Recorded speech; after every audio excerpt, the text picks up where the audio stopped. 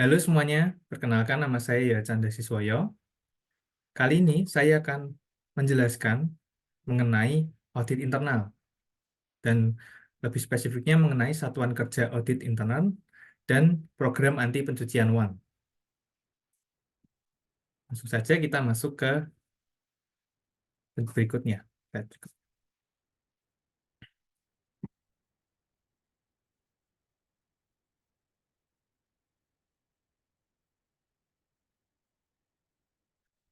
Sebelum saya masuk ke materinya, saya akan menjelaskan mengenai profil Fakultas Ekonomika dan Bisnis Unisbank Semarang, di mana itu adalah fakultas yang saya masuki. Universitas Tikubang memiliki logo berupa burung Garuda dengan sayap mengembang pada posisi hinggap. Kedua cakarnya menyengkram bola bumi yang berselempang pita bertuliskan Unisbank, melintang di tengah bola. Dasar lambang berwarna merah dan berikut adalah logo Unisbank. Nah, visi Fakultas Ekonomika dan Bisnis pada tahun 2035 menjadi fakultas yang bereputasi internasional, yang terpercaya dan terpilih di bidang ekonomi dan bisnis, dengan memiliki keunggulan kompetitif, berkelanjutan, berbasis pada keuangan perbankan, teknologi, dan berjiwa kewirausahaan. Misi Fakultas Ekonomika dan Bisnis. Dalam mencapai visi Fakultas Ekonomika dan Bisnis yang unggul dan berdaya saing nasional pada tahun 2035, maka Fakultas Ekonomika dan Bisnis menetapkan misi sebagai berikut. Yang pertama, mengembangkan fakultas yang transparan dan akuntabel, berbasis teknologi informasi dan komunikasi untuk mendukung Good University Governance atau disingkat GUG. Yang kedua, menyelenggarakan pendidikan yang berorientasi pada perkembangan dunia usaha dan industri untuk mendukung lulusan yang mempunyai daya saing global dan berjiwa kewirausahaan. Yang ketiga, menciptakan suasana akademik yang ramah dan bersahabat guna menghasilkan lulusan yang berkompeten di bidangnya, berbudi pekerti luhur, mau dan mampu bekerja sama, berjiwa kewirausahaan, rajin dan ulet, inovatif dan mampu bersaing secara lokal, nasional, regional, dan global. Yang keempat, melaksanakan penelitian yang inovatif yang menghasilkan luaran bereputasi internasional dan bernilai ekonomi tinggi. Yang kelima, melaksanakan pengabdian kepada masyarakat yang berkontribusi pada pemecahan masalah-masalah dalam masyarakat. Yang keenam, menjalin kerjasama secara berkelanjutan dengan lembaga pendidikan, lembaga penelitian, pemerintah, dunia usaha, industri, dan institusi yang lain, serta masyarakat di tingkat lokal, nasional, regional, dan global. Nah, tujuan Fakultas Ekonomika dan Bisnis itu sebagai berikut. Yang pertama, membentuk manusia cerdas, cakap, beriman, bertakwa kepada Tuhan Yang Maha Esa, beretika, rendah hati, sopan santun, dan beritikat baik, serta mempunyai kesadaran bertanggung jawab terhadap kesejahteraan masyarakat Indonesia, khususnya dan dunia pada umumnya. Yang kedua, menghasilkan lulusan Fakultas Ekonomika dan Bisnis yang mempunyai daya saing global dan berjiwa kewirausahaan. Yang ketiga, memberikan pelayanan terbaik kepada mahasiswa. Yang keempat, terlaksananya penelitian berbasis keuangan dan perbankan yang bermutu dalam bidang manajemen, akuntansi, keuangan, perbankan, dan bisnis yang inovatif dan bereputasi internasional. Yang kelima, terlaksananya pengabdian kepada masyarakat yang berbasis keuangan dan perbankan, bidang manajemen, akuntansi, keuangan, dan perbankan, dan bisnis yang berdaya guna. Yang enam, terwujudnya kerjasama dengan lembaga pendidikan dunia usaha, industri, dan pemerintah, serta masyarakat di tingkat lokal, nasional, regional, dan global. Nah, untuk Fakultas Ekonomika dan Bisnis di Unisbank Semarang, itu ada 4 program studi. Yang pertama, S1 Akuntansi. Maaf, ada 3 program studi. Yang pertama ada S1 Akuntansi, yang kedua S1 manajemen, yang ketiga adalah S2 manajemen. Nah, tapi di Unisbank juga ada program PPATK, di mana kalian yang mau memiliki kompetensi lebih di bidang akuntansi khususnya, bisa mengikuti PPATK ini, sehingga nanti kalian akan mendapatkan gelar seperti Certified Accountant. Nah, ini adalah profil pribadi saya. Nama saya adalah Yo Chandra Siswoyo dengan NIM 2105523027 dengan program studi S1 Akuntansi, tapi kelas DLC. Jadi saya kelas sore. Dan pekerjaan saya saat ini adalah admin gudang di PT Hartono Istagna Teknologi Sayung, atau yang biasanya mereknya dikenal adalah Polytron, di peralatan elektronik. Nah, untuk menyampaikan juga presentasi ini guna memenuhi ujian tengah semester 6 dengan mata kuliah audit internal dengan dosen pengampu Pak Arif Himawan.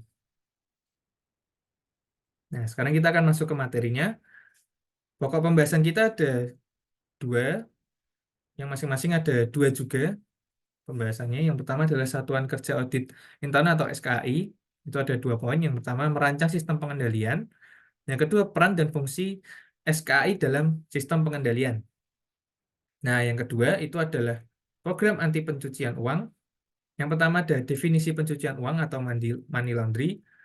Dan yang kedua adalah customer due diligence. Nah, semua itu akan kita bahas di slide berikutnya. Satuan Kerja Audit Intern atau SKAI. Nah, sebelum kita masuk ke SKAI, kita harus pahami dulu apa itu audit internal. Audit internal adalah suatu kegiatan pemberian keyakinan dan konsultasi yang bersifat independen dan objektif dengan tujuan untuk meningkatkan nilai dan memperbaiki operasional perusahaan melalui pendekatan yang sistematis dengan cara mengevaluasi dan meningkatkan efektivitas manajemen risiko, pengendalian, dan proses tata kelola perusahaan. Nah, ini berdasarkan POJK nomor 56 garis miring POJK 4 garis miring 2015 tentang pembentukan dan pedoman penyusunan piagam audit internal. Perubahan paradigma audit intern. Nah, awalnya audit intern itu berperan utama sebagai watchdog atau pengawas. Namun sejak tahun 1970-an telah mengalami pergeseran menjadi konsultan. Nah, adapun peran audit intern berubah lagi, berkembang sekitar tahun 1990-an sebagai katalis. Nah, perubahan paradigma ini tidak berarti bahwa peran watchdog ditinggalkan, tetapi justru memperluas peran audit intern. Jadi bukannya eh, berubah saja, tapi itu juga memperluas perannya. Jadi semakin lebih banyak perannya. Nah, perubahan atas paradigma audit intern ini berpengaruh pada perubahan sikap auditor internal, khususnya pada saat melaksanakan kegiatan audit, yaitu watchdog, ke konsultan, dan yang terakhir adalah katalisator. Sikap auditor berubah, yaitu dari yang awalnya penjaga menjadi mitra bagi organisasi. Nah, ini adalah tabel perubahan paradigma audit intern. Kita lihat ada 3 kolom dan ada 3 baris. Yang kolom pertama ada watchdog. Dilihat dari prosesnya, watchdog itu berfokus pada audit kepatuhan. Sedangkan konsultan itu berfokus pada audit operasional. Dan katalis berfokus pada assurance atau jaminan. Untuk fokus, watchdog berfokus pada adanya penyimpangan, kesalahan, atau kecurangan. Jadi fokusnya itu untuk mencari ada nggak penyimpangan atau kecurangannya yang dilakukan selama kegiatan operasional perusahaan. Nah, kalau yang konsultan itu berfokus pada penggunaan sumber dayanya. Jadi sumber daya itu dapat dimanfaatkan dengan efektif atau efisien atau tidak. Nah, itu adalah eh, peran peran auditor internal pada masa konsultan. Yang terakhir adalah katalis, itu berfokus pada nilai atau value dari perusahaan itu sendiri. Nah, yang ketiga dari sisi dampak atau impact-nya, watchdog itu impact-nya lebih ke jangka pendek, karena fokusnya hanya terhadap penyimpangan itu saja. Sedangkan konsultan fokusnya jangka menengah, karena lebih agak agak panjang tapi tidak juga panjang, agak pendek tapi tidak terlalu pendek, karena fokusnya adalah tentang efisien dan efektifnya penggunaan sumber daya yang ada yang dimiliki oleh perusahaan. Yang terakhir, fokusnya itu jangka panjang, karena peran auditor internal sebagai katalis ini untuk berfokus pada nilai atau jaminan terhadap nilai perusahaan tersebut agar tetap terjaga. Nah, peran watchdog meliputi aktivitas inspeksi, observasi, perhitungan, pengujian transaksi yang bertujuan untuk memastikan ketaatan terhadap ketentuan, peraturan, atau kebijakan yang telah ditetapkan. Audit yang dilakukan adalah audit kepatuhan atau compliance audit. Dan apabila dijumpai penyimpangan, dapat dilakukan koreksi atau sistem pengendalian manajemen. Nah, peran watchdog umumnya menghasilkan rekomendasi yang mempunyai dampak jangka pendek, yaitu perbaikan atas kesalahan yang sudah terjadi. Berikutnya adalah konsultan. Peran audit intern sebagai konsultan diharapkan dapat memberikan manfaat berupa nasihat atau advice dalam pengelolaan sumber dayanya atau resource, sehingga dapat membantu tugas para pimpinan di tingkat operasional. Nah, audit yang dilakukan adalah audit operasional, yaitu untuk meyakini apakah organisasi telah memanfaatkan sumber daya organisasinya secara ekonomis, efektif, dan efisien, 3E, sehingga dapat dinilai apakah manajemen telah menjalankan aktivitas organisasinya mengarah kepada tujuannya. Nah, rekomendasi yang biasanya dibuat oleh auditor intern sebagai konsultan bersifat jangka menengah, yaitu memperbaiki dan meningkatkan efektivitas dan efisiensi operasi organisasi. Yang terakhir adalah katalis.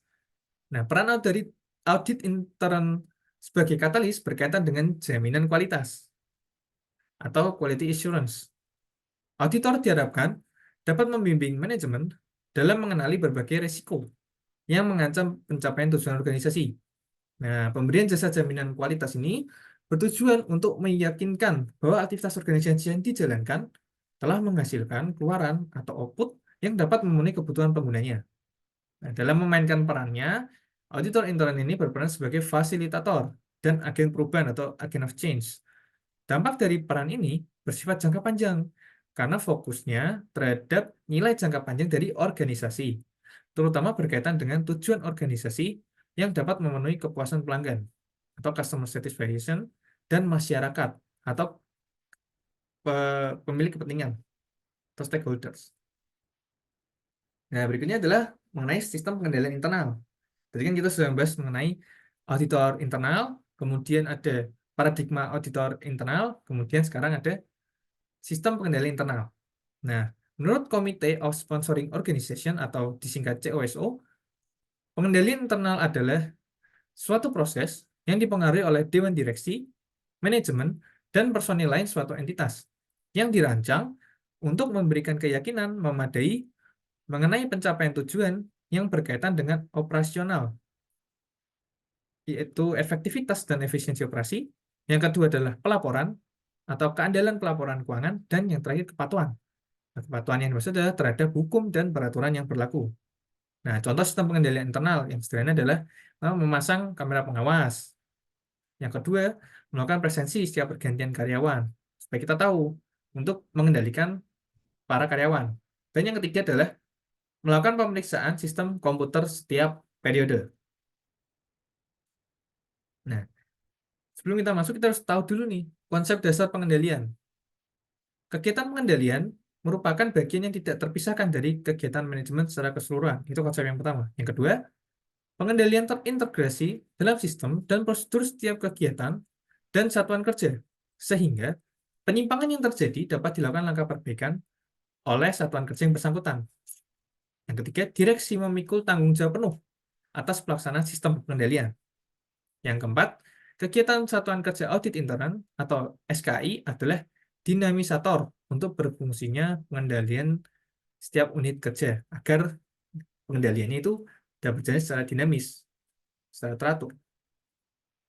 Nah, karakteristik sistem pengendalian internal itu bagaimana sih? Yang pertama, Sistem pengendalian internal atau singkat SPI ditujukan pada program kerja dan satuan kerja sebagai pusat pertanggungjawaban. Yang kedua, sistem pengendalian internal memproses informasi yaitu data terencana dan data aktual. Yang ketiga, sistem pengendalian internal merupakan keseluruhan sistem organisasi dari semua aspek perusahaan. Yang keempat, sistem pengendalian internal berkaitan erat dengan struktur keuangan. Ini yang paling di concern biasanya. Yang kelima, sistem pengendalian internal memiliki perencanaan terstruktur secara periodik. Dan yang keenam, sistem pengendalian internal merupakan sistem yang terkoordinasi dan terpadu. Nah, apa sih tujuannya sistem pengendalian internal? Yang pertama, kepatuhan terhadap ketentuan dan peraturan perundang-undangan atau disebut dengan tujuan kepatuhan. Maksudnya apa sih?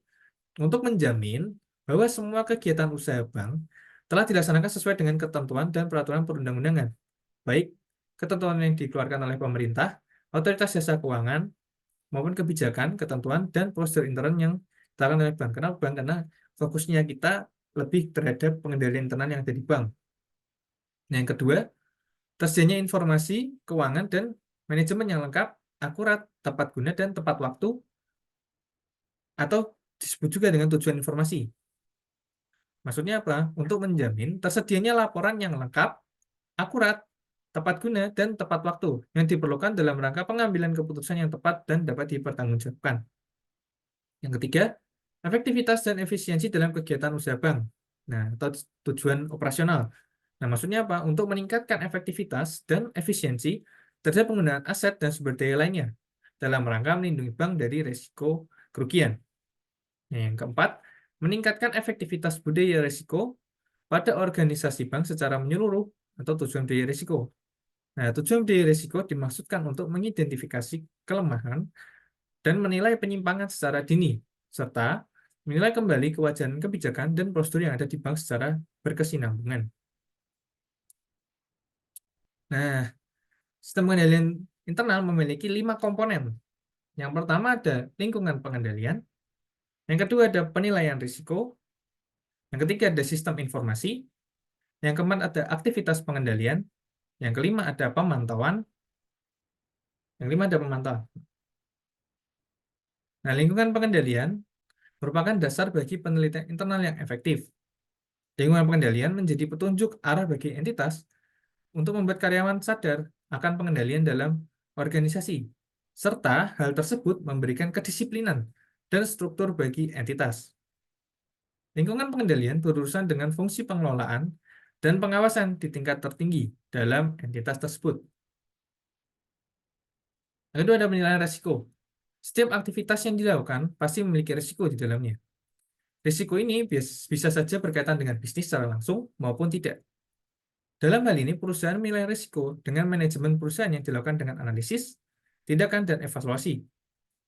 Manajemen perusahaan harus mengambil langkah-langkah yang diperlukan untuk mengatasi risiko yang terjadi dan untuk mengendalikannya agar mencapai tujuan dari perusahaan. Dengan mengurangi risiko, selain mencapai tujuan, perusahaan juga bisa mendapatkan keuntungan yang maksimal dan mengurangi kerugian. Yang ketiga ada sistem informasi. Suatu sistem informasi terdiri dari infrastruktur, komponen fisik, dan perangkat keras. Yang kedua ada perangkat lunak, tiga ada manusia, empat prosedur, dan data. Biasanya sistem informasi memang selalu berkaitan dengan ini. Perangkat keras, perangkat lunak, manusia, prosedur, dan data.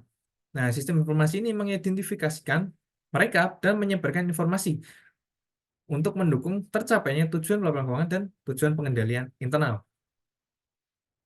Yang keempat ada aktivitas pengendalian. Auditor wajib memperoleh pemahaman mengenai bagaimana entitas tersebut menanggapi risiko yang timbul dari teknologi informasi. Kegiatan pengendalian adalah kebijakan dan prosedur yang memastikan bahwa petunjuk dan arahan manajemen dilaksanakan. Jadi lingkungan pengendalian dan aktivitas pengendalian itu beda ya. Lingkungan itu lebih ke lingkungannya, environment-nya. Kalau aktivitas pengendalian lebih ke aktivitas, jadi lebih ke prosedurnya, kebijakannya, seperti itu. Yang terakhir adalah pemantauan. Ya, selalu dalam sistem selalu membutuhkan pemantauan, tidak terkecuali untuk sistem pengendalian internal. Nah, pemantauan ini merupakan komponen yang terakhir dan fungsinya untuk menilai efektifnya kinerja pengendalian internal dengan berjalannya waktu untuk memastikan bahwa pengendalian berjalan sebagaimana mestinya dan jika tidak, maka tindakan perbaikan harus diambil. Nah, pemantauan memberikan umpan balik kepada manajemen mengenai apakah sistem pengendalian internal yang dirancang untuk mengatasi risiko itu berjalan sesuai atau tidak. Makanya tahap terakhir ini penting untuk menjaga agar pengendalian internal yang sudah dibentuk, dibangun, itu dapat berjalan sesuai dengan yang sudah direncanakan. Nah, pihak-pihak yang berkepentingan dengan sistem pengendalian internal itu pertama ada direksi. Nah, direksi ini mempunyai tanggung jawab untuk menciptakan dan memelihara sistem pengendalian internal yang efektif, serta memastikan bahwa sistem tersebut berjalan secara aman dan andal, sesuai dengan tujuan pengendalian intern yang ditetapkan. Kedua, ada Dewan Komisaris, memiliki tanggung jawab untuk melakukan pengawasan. Jadi kalau direksi tadi untuk menciptakan dan memelihara sistem pengendaliannya, Dewan Komisaris itu untuk melakukan pengawasannya terhadap pelaksanaan pengendalian internal secara umum, termasuk kebijakan direksi yang menetapkan pengendalian internal tersebut. Yang ketiga, ada Satuan Kerja Audit Intern atau SKI. SKI harus mampu mengevaluasi dan berperan aktif dalam meningkatkan efektivitas sistem pengendalian internal secara berkesinambungan berkaitan dengan pelaksanaan operasional yang berpotensi menimbulkan kerugian dalam pencapaian sasaran yang telah ditetapkan oleh manajemen. Jika Dewan Komisaris itu untuk melakukan pengawasan secara umum, SKI ini untuk yang mengevaluasi. Fokusnya memang untuk itu, untuk mengevaluasi dan berperan secara aktif untuk meningkatkan efektivitas sistem pengendalian internal. Yang keempat ada pejabat dan pegawai. Setiap pejabat dan pegawai harus memahami dan melaksanakan SPI yang telah ditetapkan oleh manajemen. Nah, jadi pejabat dan pegawai ini sebagai pelakunya untuk melaksanakan sistem pengendalian internal yang sudah dirancang, yang sudah dibentuk oleh manajemen. Yang kelima adalah pihak-pihak ekstern. Pihak-pihak ekstern itu antara lain adalah otoritas jasa keuangan, auditor ekstern, dan nasabah bank yang berkepentingan terhadap pelaksanaannya sistem pengendalian internal bank yang andal dan efektif. Nah, sekarang kita akan masuk mengenai Satuan Kerja Audit Intern atau SKI. Nah, SKI ini apa sih? SKI adalah suatu pengawasan yang mempunyai tugas memeriksa semua bagian atau divisi dalam perusahaan terkait kesesuaian dengan standar yang telah ditetapkan atau tidak, serta mencari penyelesaian masalah yang terjadi dalam perusahaan. Jadi SKI ini memang fokusnya itu secara semuanya.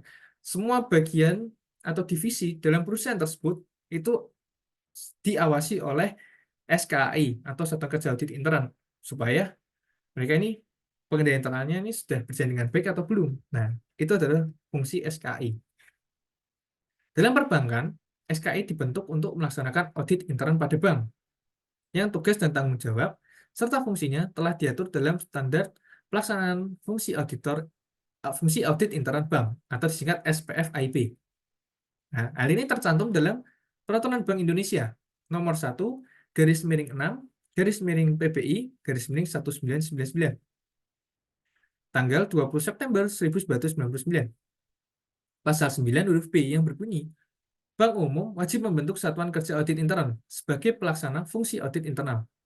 Nah, SKI ini perlu didukung oleh sumber daya, metodologi, perangkat, dan teknik audit yang memadai. Nah, SKI ini bersifat wajib bagi bank umum konvensional dan bersifat tidak wajib bagi bank berkreditan rakyat. BPR ini, untuk BPR itu diberi pilihan untuk memiliki SKI atau pejabat eksekutif audit intern. Nah, kalau pejabat eksekutif audit intern itu tidak sebanyak SKI. Perbedaannya ini. Nah, ini struktur SKI. Pertama kita lihat di sisi kiri, itu SKI melapor dan bertanggung jawab langsung terhadap direktur utama atau direksi. Nah, tapi dia juga melapor kepada Dewan Komisaris selaku pengawas. Nah, laporan yang sudah diberikan ke direktur utama tadi juga ditembuskan ke yang tadi pertama Dewan Komisarisnya, kemudian Komite Audit, dan yang ketiga adalah Direktur Kepatuhan. Wewenang SKI paling sedikit yang pertama adalah mengakses seluruh informasi yang relevan tentang perusahaan terkait dengan tugas dan fungsi. Yang kedua, melakukan komunikasi secara langsung dengan direksi, Dewan Komisaris, dan atau Komite Audit, serta Dewan Pengawas CRIA. Yang ketiga, mengadakan rapat secara berkala dan insidentil dengan direksi. Yang ketiga adalah Dewan Komisaris dan atau Komite Audit, serta Dewan Pengawas CRIA. Yang keempat, melakukan koordinasi kegiatan dengan auditor ekstern. Dan yang kelima, mengikuti rapat yang bersifat strategis. Jadi SKI itu memiliki wewenang paling sedikit adalah 5 poin ini. Jadi itu hak SKI untuk mendapatkan hal ini semua. Nah, sekarang tugas pokoknya nih, seperti kewajibannya kan, berarti dari haknya, ini tugas pokoknya atau wajibannya. Yang pertama, membantu tugas Direktur Utama dan Dewan Komisaris dalam melakukan pengawasan dengan cara menjabarkan secara operasional, baik perencanaan, pelaksanaan, atau pemantauan hasil audit. Yang kedua, membantu tugas Direktur Utama dan Dewan Komisaris dalam melakukan pengawasan dengan cara menjabarkan operasional, baik perencanaan, pelaksanaan, atau pemantauan hasil audit. Yang ketiga, mengidentifikasi segala kemungkinan untuk memperbaiki dan meningkatkan efisiensi penggunaan sumber daya dan dana. Yang keempat, memberikan saran perbaikan dan informasi yang objektif tentang kegiatan yang diperiksa pada semua tingkatan manajemen. Nah, ini etika profesional SKI. Yang pertama ada independensi, yang kedua objektivitas, yang ketiga kompetensi dan profesionalisme, yang keempat integritas. Independen dan objektif. Maksudnya apa sih? Independen itu artinya kita berdiri sendiri. Jadi kita itu tidak akan rangkap jabatan lah istilahnya. Jadi kita benar-benar berdiri sendiri, kita tidak akan terpengaruh oleh bagian-bagian yang mungkin memiliki hubungan dekat dengan kita. Nah, kalau misalnya bagian yang kita audit itu memiliki hubungan, biasanya auditornya itu akan diganti ke orang yang tidak memiliki hubungan dengan pihak yang diaudit tersebut. Dan objektif adalah penilaian kita itu berdasarkan fakta yang ada. Jadi kita tidak tambahi, kita tidak kurangi, apa yang ada sesuai dan terjadi itu yang kita laporkan. Dan itulah objektif. Nah, contoh kondisi tidak independen. Yang pertama nih, SKI menyusun standar prosedur operasional dan membantu implementasi aktivitas pembelian surat berharga. Namun, SKI juga melakukan pemeriksaan terhadap aktivitas tersebut. Yang kedua, contoh kondisi yang tidak objektif adalah pemberian remunerasi atau seperti insentif lah. SKI dihubungkan secara signifikan dengan kinerja keuangan bank. Nah, ini kan tidak independen dan tidak objektif. Masa SKI yang menyusun standarnya sendiri, mereka sendiri yang menilai. Seharusnya tidak seperti itu. Jadi, misalnya SKI yang menyusun, si A misalnya. Nah, nanti yang melakukan pemeriksaan itu mungkin auditor eksternal atau si B. Jadi, tidak boleh orang yang sama. Dan objektif katanya, seperti ini, dia yang berhubungan dengan dirinya itu dihubungkan dengan kinerja keuangan bank. Dan itu tidak boleh. Itu tidak objektif namanya, itu subjektif. Yang kedua yang ketiga ada kompetensi dan profesionalisme. Jadi independensi sudah, objektif sudah, yang ketiga ada kompetensi dan profesionalisme. Nah, SKI ini harus memiliki pengetahuan, keterampilan, dan kompetensi. Yang kedua, SKI harus menerapkan pengetahuannya, keterampilan, dan kompetensi secara profesional dan skeptis. Yang ketiga, mengikuti perkembangan profesional berkelanjutan. Nah, bagi bank umum konvensional yang memiliki unit usaha syariah, paling kurang terdapat 1 orang personel yang memiliki pengetahuan dan atau pemahaman tentang operasional perbankan syariah. Jadi, semisalnya, bank umumnya itu punya unit usaha syariah. Nah, di auditor, di satuan kerja audit internalnya, harus ada minimal 1 orang yang memahami tentang operasional perbankan syariah. Nah, pengembangan profesional berkelanjutan itu dapat mengikuti pengembangan terakhir tentang teknik audit internnya, standar akuntansi keuangannya, perpajakan, dan teknologi informasi melalui seminar, kursus, atau pendidikan lanjutan lain. Yang kedua, mengikuti perkembangan produk dan atau aktivitas baru perbankan. Yang ketiga, mengikuti perkembangan ketentuan yang berkaitan dengan kegiatan operasional perbankan. Nah, yang keempat adalah integritas SKI. Yang pertama ada dapat diandalkan, tegas, jujur, dan terpercaya. Yang kedua, menjaga kerahasiaan informasi yang diperoleh dalam pelaksanaan tugas. Yang ketiga, menghindari benturan kepentingan. Yang keempat, mengimplementasikan kode etik audit intern. Nah, kerahasiaan ini sangat penting ya, karena SKI itu harus menjaga kerahasiaan. Tidak boleh informasi tentang pelaksanaan tugasnya itu tersebar, apalagi sampai ke pihak eksternal. Itu tidak boleh. Nah, sekarang kita akan bahas tentang piagam audit intern. Nah, piagam audit intern itu apa sih? Yang pertama, piagam audit intern itu menjadi pedoman pelaksanaan fungsi audit intern. Nah, piagam audit intern ini ditetapkan oleh Direktur Utama setelah mendapatkan persetujuan dari Dewan Komisaris dan rekomendasi Komite Audit. Piagam audit intern juga dikaji paling sedikit dalam 3 tahun sekali. Paling sedikit sekali dalam 3 tahun. Jadi, piagam audit intern ini kalau misalnya sudah 3 tahun berlalu, itu harus dikaji ulang. Harus diperbarui lah untuk masih relevan atau tidak gitu. Yang terakhir adalah harus dapat diakses oleh setiap pemangku kepentingan yang terkait. Nah, piagam audit intern ini lalu Nah, bedanya dengan peraturan OJK itu apa? Nah, bedanya adalah POJK itu fungsinya terhadap seluruh bagian perusahaan. Jadi perusahaan apapun itu fokusnya di POJK. POJK itu ibaratkan pedoman yang dari pemerintah. Nah, piagam audit intern ini itu menyesuaikan dari POJK yang ada, yang menjadi dasar untuk pelaksanaan fungsi audit intern di masing-masing perusahaannya. Jadi misalnya setiap perusahaan itu pasti punya, terutama perbankan ya, itu pasti punya piagam audit internnya. Nah, ini yang menjadi pedoman untuk auditor intern atau SKI itu untuk melakukan pelaksanaan fungsi audit internalnya. Nah, cakupannya itu apa aja sih? Yang pertama, struktur dan kedudukan SKI. Yang kedua, tugas dan tanggung jawabnya, serta hubungan dengan unit kerja yang melakukan fungsi pengendalian lain. Yang ketiga, ada wewenang SKI. Yang keempat, ada kode etik audit internal. Yang kelima, persyaratan auditor intern dalam SKI. Yang keenam, pertanggungjawabannya SKI. Yang ketujuh, larangan perangkapan tugas dan jabatan auditor intern dan pelaksana dalam SKI dari pelaksanaan kegiatan operasional bank termasuk dalam perusahaan anak. Jadi SKI tidak boleh rangkap jabatan. SKI, kalau sudah sebagai bagian SKI, cuma boleh di SKI. Cuma boleh sebagai auditor intern.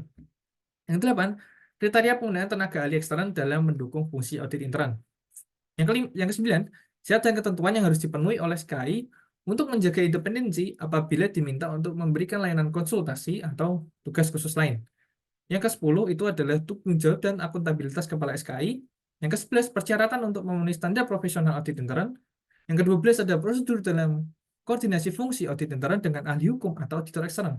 Yang ke-13 kebijakan pembatasan penugasan secara berkala dan masa tunggu atau calling off period penugasan yang memadai kepala anggota SKI dan kebijakan pembatasan penugasan jasa dan masa tunggu yang memadai bagi pihak eksternal. Kalau yang tadi bagi kepala anggota SKI, yang sekarang bagi pihak eksternal. Nah, sekarang kita akan masuk ke program anti pencucian uang. Jadi tadi kita sudah membahas tentang audit internal, lalu paradigma audit internal, kemudian tentang sistem pengendaliannya, komponennya apa saja, kemudian tujuan SPI itu apa saja, karakteristiknya bagaimana, konsep dasarnya bagaimana, kemudian kita sudah membahas tentang SKI, Satuan Kerja Audit Intern. SKI itu apa, kemudian wewenangnya apa, tugas pokoknya bagaimana, strukturnya bagaimana, dan kita sudah bahas tentang piagam audit yang menjadi pedoman bagi auditor intern untuk melakukan fungsi audit internalnya. Sekarang kita akan masuk ke program anti pencucian uang. Nah, program anti pencucian uang itu apa sih? Sebelumnya kita akan mengetahui tentang transaksi keuangan dulu. Nah, pada umumnya pencucian uang dimulai dengan adanya transaksi keuangan. Bahkan dalam transaksi tersebut terdapat transaksi keuangan yang mencurigakan. Nah, transaksi keuangan adalah menurut UU nomor 8 tahun 2010, transaksi keuangan adalah transaksi untuk melakukan atau menerima penempatan, penyetoran, penarikan, pemindah bukuan, pentransferan, pembayaran, hibah, sumbangan, penitipan, dan atau penukaran atas sejumlah uang atau tindakan dan atau kegiatan lain yang berhubungan dengan uang. Itu adalah transaksi keuangan. Nah, sekarang kita tentang pencucian uang. Jadi kan transaksi uangnya sudah semua itu disebutkan apa aja transaksinya. Nah, sekarang kita tentang pencucian uangnya. Pencucian uang dapat diartikan sebagai metode untuk menyembunyikan, memindahkan, dan menggunakan hasil dari suatu tindak pidana, kegiatan organisasi, tindak pidana ekonomi, korupsi, perdagangan narkotika, dan kegiatan-kegiatan lainnya yang merupakan aktivitas tindak pidana. Nah, dari definisi tersebut, pencucian uang pada intinya adalah melibatkan aset berupa pendapatan atau kekayaan yang disamarkan atau disembunyikan asal-usulnya sehingga dapat digunakan tanpa terdeteksi bahwa aset tersebut berasal dari kegiatan ilegal. Nah, melalui pencucian uang, pendapatan atau kekayaan yang berasal dari kegiatan melawan hukum diubah menjadi aset keuangan yang seolah-olah berasal dari sumber yang sah atau legal.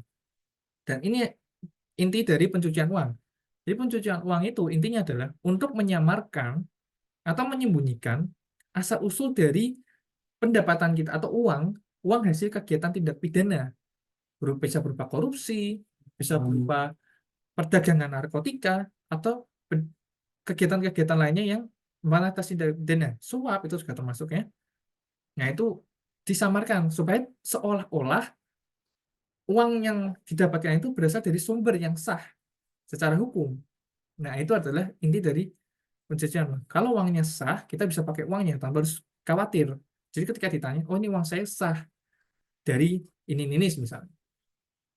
Kan kalau uangnya tidak sah, pasti tangkap, langsung ketahuan, oh ini berasal dari aktivitas yang mencurigakan dan bisa ternyata dari aktivitas yang berhubungan dengan tindak pidana. Nah, sekarang kita akan mengetahui prosesnya itu bagaimana sih orang kok bisa melakukan pencucian uang. Nah, dalam dasarnya itu dibagi menjadi tiga tahap. Nah, menurut BPKP tahun 2007 ya. Yang pertama adalah tahap penempatan atau placement stage. Tahap ini adalah suatu upaya menempatkan uang hasil kejahatan ke dalam sistem keuangan yang antara lain dilakukan melalui pemecahan jumlah besar uang tunai menjadi jumlah kecil yang tidak mencolok untuk ditempatkan di dalam simpanan bank atau dipergunakan untuk membeli sejumlah instrumen keuangan, cek, money order, dan lain-lain yang akan ditagihkan dan selanjutnya didepositokan di rekening bank yang berada di lokasi lain. Yang kedua adalah tahap penyebaran atau layering stage. Setelah uang hasil kejahatan masuk ke dalam sistem keuangan, pencuci uang akan melakukan tindak konversi atau pergerakan dana untuk memisahkan atau menjauhkannya dari sumber dana. Nah, bisa melakukan pembelian dan penjualan instrumen keuangan atau dengan melakukan electronic funds atau wire transfer kepada sejumlah bank yang berada di belahan dunia lain, jadi di negara yang sama. Nah, biasanya itu ditransfernya ke negara yang tidak mempunyai rezim anti money laundering dan bisa jadi dilakukan dengan menyamakan transfer sebagai pembayaran pembelian barang atau jasa sehingga seolah-olah nampak sebagai tindakan hukum yang sah. Yang terakhir adalah tahap pengumpulan atau integration stage. Jadi setelah tadi ditempatkan kemudian disebarkan, nah sekarang akan dikumpulkan lagi. Tujuannya apa? Harta hasil kejahatan yang sudah tampak sah itu diambil lagi supaya bisa dinikmati. Dinikmati, diinvestasikan dalam kegiatan ekonomi yang sah. Bisa beli real estate, bisa beli barang-barang mewah, atau disetor ke kegiatan usaha yang mengandung resiko. Nah, untuk dalam melakukan money laundering, pelaku tidak terlalu mempertimbangkan hasil yang akan diperoleh dan misalnya biaya yang harus dikeluarkan, karena tujuan utamanya untuk menyamarkan atau menghilangkan asal-usul uang yang hasil dari tindak pidana tersebut agar terlihat sah dan bisa dinikmati dan digunakan secara aman. Nah, salah satu program anti pencucian uang adalah customer due diligence yang diterapkan oleh bank-bank. Nah, atau penyedia jasa keuangan, jadi harus bank ya, itu menerapkan customer due diligence sebagai bagian dari program anti pencucian uang. Nah, apa sih customer due diligence atau disingkat CDD ya? Kegiatan berupa identifikasi, verifikasi, dan pemantauan yang dilakukan oleh bank untuk memastikan bahwa transaksi yang dilakukan itu sesuai dengan profil nasabah. Ini berdasarkan peraturan Bank Indonesia nomor 11/28/PPI tahun 2009. Nah, kebijakan dan prosedur customer diligence wajib dilakukan saat melakukan hubungan usaha dengan calon nasabah, walk-in customer, dan transaksi keuangan ini dengan nilai mata uang rupiah atau mata uang asing yang paling sedikit nilainya sama dengan Rp100.000. Nah, adanya keraguan dan kebenaran informasi yang diberikan oleh nasabah, terima kuasa, atau beneficial owner pada transaksi keuangan tidak wajar yang diduga tindak pencucian uang dan pendanaan terorisme. Nah, prosesnya itu ada apa saja? Yang pertama ada identifikasi nasabah. Nah, untuk mengelompokkan calon nasabah itu sesuai dengan tingkat risiko dan pencucian uang, tingkat risiko pencucian uangnya. Nah, biasanya melihat dari profilnya bagaimana, usahanya yang dimiliki apa, lokasi usahanya bagaimana, pendapatan, jumlah transaksi, dan lain-lain. Yang kedua ada verifikasi. Verifikasi ini untuk melakukan verifikasi atas informasi yang didapat dari calon nasabah dari berbagai media, dari dokumen pendukung, pertemuan langsung oleh konsumen, maupun panggilan melalui sarana elektronik. Yang ketiga ada pengkinian dan pemantauan. Jadi setelah diverifikasi tetap dipantau untuk melakukan pengkinian data dan pemantauan terhadap hubungan usaha dengan nasabah untuk memastikan transaksi itu tetap berjalan sesuai dengan aturannya. Yang terakhir ada tindak lanjut. PJK dapat melanjutkan kerjasama atau hubungan usaha jika tidak ditemukan indikasi tindakan pencucian uang dan tindakan pendanaan terorisme atau program AUPT. Sebaliknya, jika ada identitas dan dokumen nasabah yang tidak benar, PJK bisa menolak dan membatalkan transaksi untuk melanjutkan menjalin hubungan usaha. Nah, yang berikutnya ada IDD. Tadi kan CDD. Sekarang IDD atau Enhanced Due Diligence. Apa sih itu? Nah, IDD ini merupakan proses yang dilakukan setelah nasabah dinyatakan berisiko bagi suatu brand. Jadi setelah CDD dicek ternyata ini berisiko, maka dilakukan IDD. Fungsinya untuk melakukan risiko nasabah yang diawali dengan proses screening, kemudian dilanjutkan dengan pengisian formulir sebagai pelengkap. Nah, berikut ada contoh transaksinya. Yang pertama itu orang yang terekspos secara politis, kemudian ada terorisme, nasabah dengan histori transaksi dari negara yang berisiko tinggi, nasabah yang berlokasi di kawasan berisiko tinggi, nasabah dengan rekening koresponden, dan melakukan pembukuan rekening secara virtual tanpa tatap muka. Nah, nasabah-nasabah ini yang akan melakukan proses IDD. Nah, IDD di Indonesia itu sifatnya wajib dan perlu observasi yang lebih dalam jika terdapat kasus yang mencurigakan. Adapun serangkaian kegiatan ini memperoleh material tambahan untuk mengidentifikasi calon nasabah dan mencari tahu sumber kekayaan nasabah sebelum melakukan hubungan bisnis dan melakukan pemantauan berkelanjutan. Nah, pemantauan berkelanjutan ini untuk mengawasi seluruh transaksi selama hubungan bisnis terjalin, untuk menyimpan dokumen catatan, untuk keperluan CDD, dan mempertahankan responsitivitas atas perubahan yang bisa jadi pada profil risiko. Kesimpulannya adalah, pengendalian internal itu penting untuk dilakukan agar kegiatan operasional dapat berjalan dengan efektif dan efisien. Nah, untuk menjaga pengendalian internal perbankan wajib membentuk satuan kerja audit internal. Dan program audit pencucian uang harus ditetapkan pada setiap perbankan untuk mencegah terjadinya pencucian uang. Oleh karena itu, diperlukan hal penting untuk mencegah terjadinya pencucian uang, salah satunya dengan customer due diligence dan enhanced due diligence. Berikut ada referensinya. Akhir, terima kasih. Sekian presentasi dari saya. Semoga dapat memberikan manfaat bagi para penonton dan para yang melihat video ini. Terima kasih. Sampai jumpa di video berikutnya.